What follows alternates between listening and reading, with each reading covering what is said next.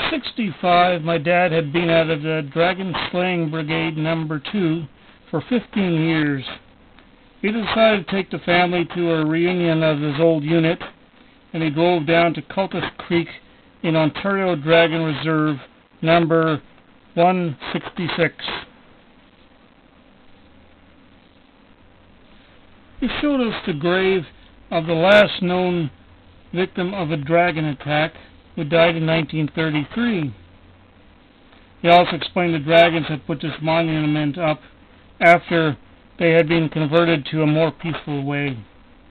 As it was now, on the reserve they were safe, but if they went off it, they could be slain at a moment's notice by dragon slayers who were kept outside in Ontario.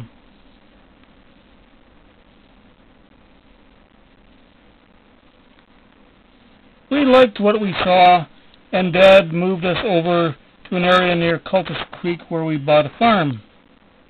The years passed, and in 1970, a visiting boy dragon from Italy was visiting his aunt when he accidentally strayed outside the perimeter of the reserve into the kill zone, which was all the rest of Ontario.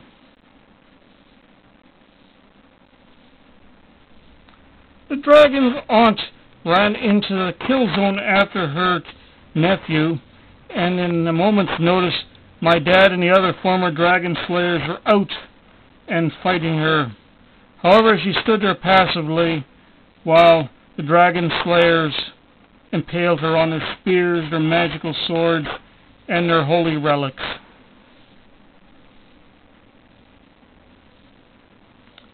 While the kid fled back to the reserve, my dad dispatched the mercy blow to his aunt with his sword Mjolnir, which had been blessed in holy water. Her end was swift and as painless as he could make it.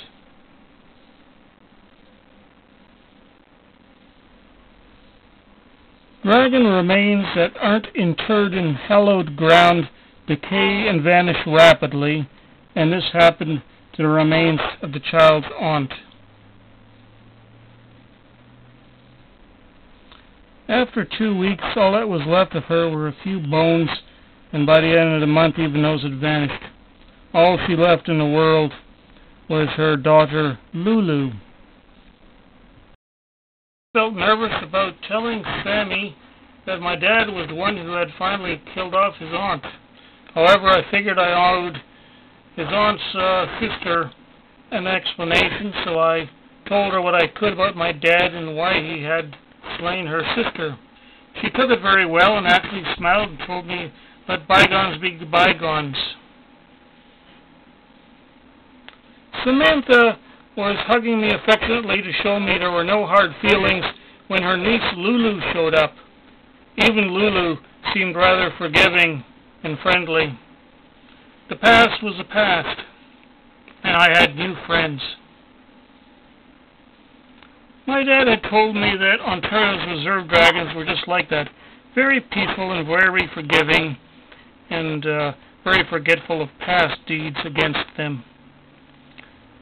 Later that year in the fall, Cultus Creek had its first Space Cog trade show, and Samantha took me and the other boys over to it to see the latest Space Cogs. In one we could see old Henry King sitting inside his latest model.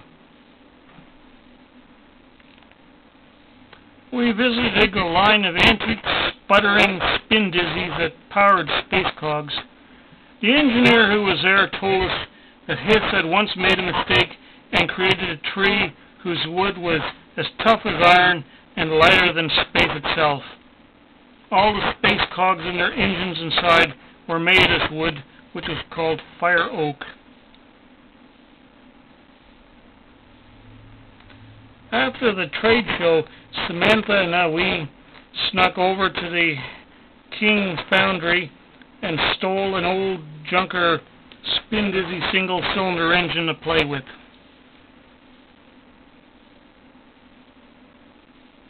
There's one incident I won't forget.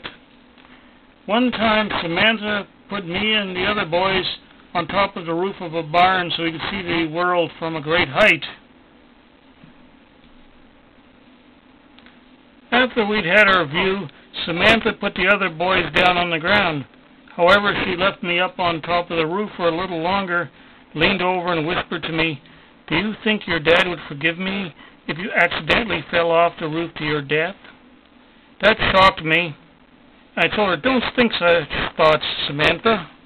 And she giggled and put it out of her mind. The Great War began when Tiamat, the rebel warrior princess, escaped from her prison in Mesopotamia and led rebel dragons in a revolt against the human occupiers of their land. However, battling tanks was generally not a very good idea. Tiamat used her wily feminine charms to inquire several of his space hogs from the ground, converted her several of the space cogs, which were sent over to the Middle East fast to fight gunboats that flew through the sky. Krueger's battle fleet. And she also hired many young reserve dragons, snuck over to the Middle East and manned these space cogs and learned to be excellent gunners. At the same time, young dragon slayers from the area also went over and joined President Krueger's fleet, so the reservation became a hotbed of activity. From letters we sorted the mail, the post office, Lulu and I accidentally discovered and both Lulu and I discovered it was written by a young rebel dragon who battled aboard one of Tiamat's gunboats in USSC Perry, which had been ambushed by one of Tiamat's gunboats over the Pyramids of USSC Perry that was not known by anyone to the highest bidder, and thus discovered. We decided maybe to make a few bucks on this. Other arts of to a local newspaper chain for some spare cash. And thus we entered the business of spying on the postal mails.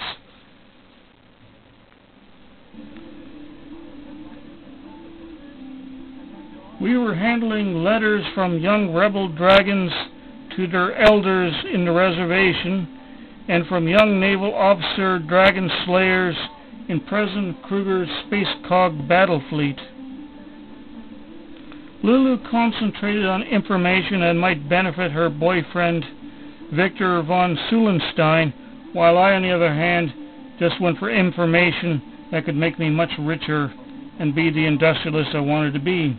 I had many midnight rendezvous under country bridges, handing over packets of information for cash to both dragons, humans, and other agencies. The reservation was run by the elders, a council composed of dragon members, and the committee, a council composed of. They tolerated the spies operating the local post office.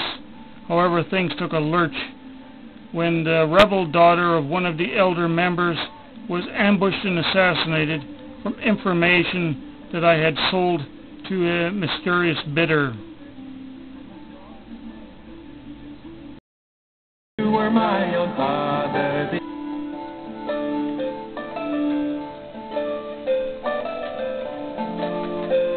Oh, when I was 7 years old, oh, my mother, she did die. My father married the worst woman the world had ever seen. For she has made me the lily worm that lies at the foot of the tree. And my sister Misery, she's made the mackerel of the sea.